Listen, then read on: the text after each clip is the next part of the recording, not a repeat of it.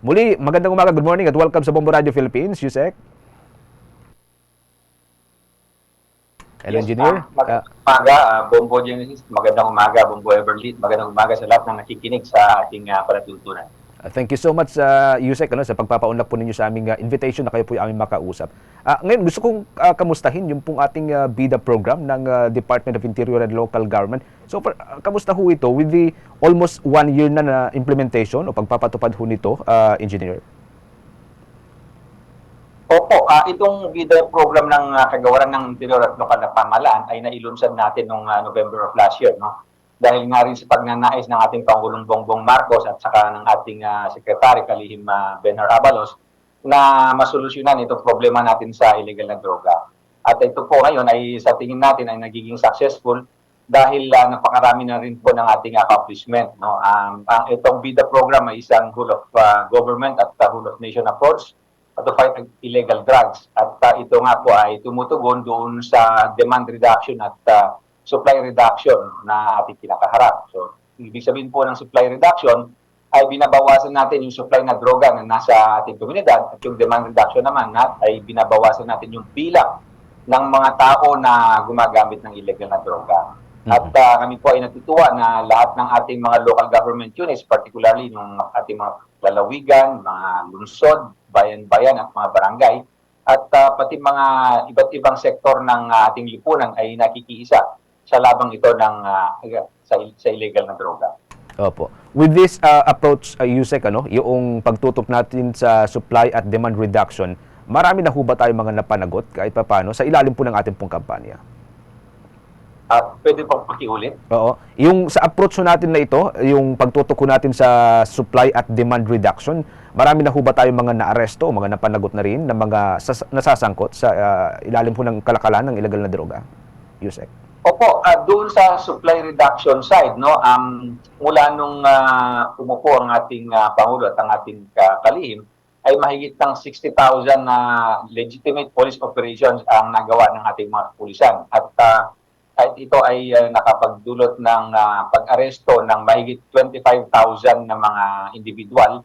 Mahigit 5,000 dito ay mga high-value targets. At nakita na po natin, nung nakarang taon, no, ay nakahuli lalo yung ating mga kapulisan at yung PDEA ng mahigit ng 7-point-something billion worth of shabu dito sa Manila. Wow. So napakarami na po nating mga illegal na droga na nahuli, more or less mga 18 billion pesos na ang nahuli ng ating mga kapulisan. Okay. Yusek, ang ating pong katandem si Bombo Ever, meron din po mga karagdagang katanungan. Bombo Ever? Yes, Yusek. Batay po sa inyong datos, ilan na po yung mga local government units ang drug cleared at kasalukuyan pong may kalakaran pa rin na mga illegal na droga sa buong bansa, Yusek? Base doon sa datos ng Philippine National Police at ng PDEA ay nabawasan na mahigit 1,000 barangay ang drug affected. So ngayon, meron na lang tayong drug affected barangays na mahigit na 4,000. Nung umupo po si Secretary Abalos ay mahigit 5,400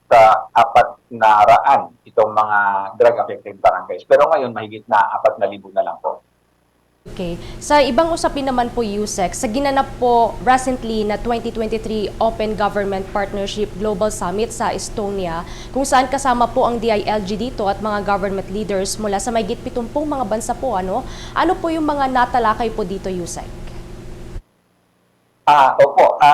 Sa kautusan ni Kalihim Benhar Abalos ay nakisumali ang DILG sa OGP Summit na nangyari sa Estonia nitong nakarang linggo. At ito po ay dinaluhan ng mahigit 70 bansa at 104 local government units na ang nilalayon ay to seek for better ways to strengthen democracy and deliver better societal outcomes in partnership with civil society.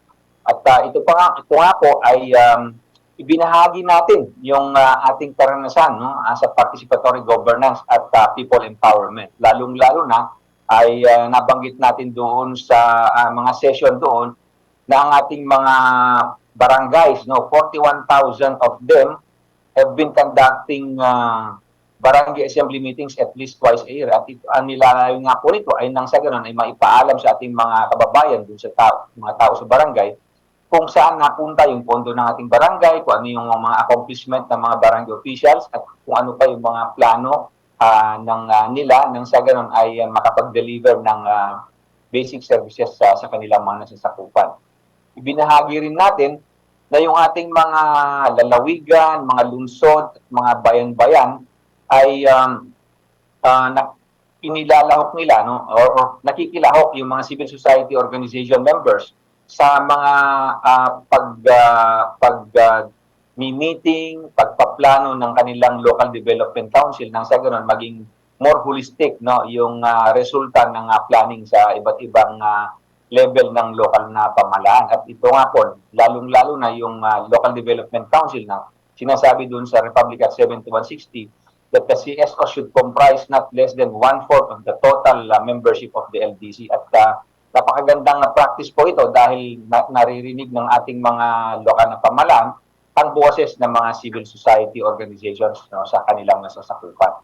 At ganun din po ay yung full disclosure policy na pinapatupad ng ating kagawaran na ang requirement ay ang ating mga local government unit ay mag-post sa full disclosure portal ng 14 na mga dokumento nang sa ganun may paalam sa kanilang mga nasasakupan kung anong nilalaman ng kanilang annual budget, ano yung mga proyekto na dapat pupuntahan ng kanilang mga pondo at kung ano na yung status ng mga projects na ito.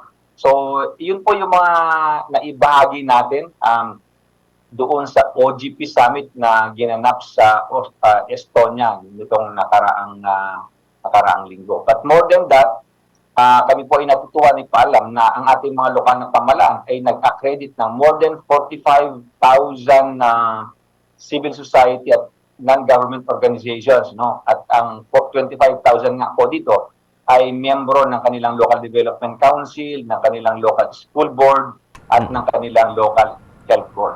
So ito po yung mga ginagawa ng ating mga lokal na pamahalaan nang sa ganun ay mapalawak yung partisipasyon ng mga mamamayan sa lokal na pamamahala. Okay. Thank you so much, Yusek, sa pagpapaunlak muli sa aming invitation na kayo po aming makausap. Panghuli na lamang on my part, since kami lang ho ang DILG, sa nagmumonitor dun sa pinaiiral po na price cap o itong price ceiling sa ilang klase ho ng bigas, kamusta ho yung monitoring ho natin so far after ho ng ilang araw po ng implementation, Yusek? Nung pinalabas po ni Pangulong Marcos yung Executive Order number 39, ay agad na nagpalabas din ng memorandum circular si Kalim Benhar Abalos na naglalayon na himukin yung ating mga lokal na pamahalaan na tumulong sa pagpapatupad ng Executive Order number 39. Particularly, we required our local government units to activate the Local Price Coordinating Council na tutulong mag-monitor, no, sa pagpapatupad ng price ceiling na ito.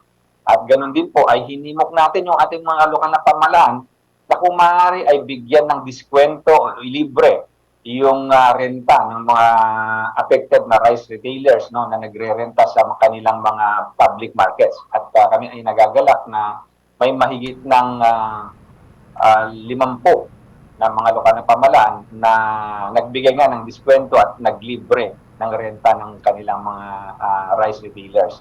At ngayon po, patuloy po nating minomonitor yung enforcement ng price ceiling. At kami naman na inatutuwa at karamihan sa mga ating mga rice retailers ay tumutupad sa utos na ito ng ating Pangulo. May mga na-monitor kami na more than yung presyo ay more than what is provided in the executive order. Kaya po, ang ginagawa ng ating lokal na pamahalaan sa pamamagitan ng kanilang local price coordinating council ay nakikipag-ugnayan at nakikipag-usap sa mga rice traders na ito na tumupad doon sa nakasaad sa executive order. Okay. Muli, Yusek, maraming salamat po sa inyo. Ingat po kayo at naibagang bigat ka na kayo, Yusek. Maraming salamat. Magandang umaga po sa inyo. Magandang umaga sa ating lahat.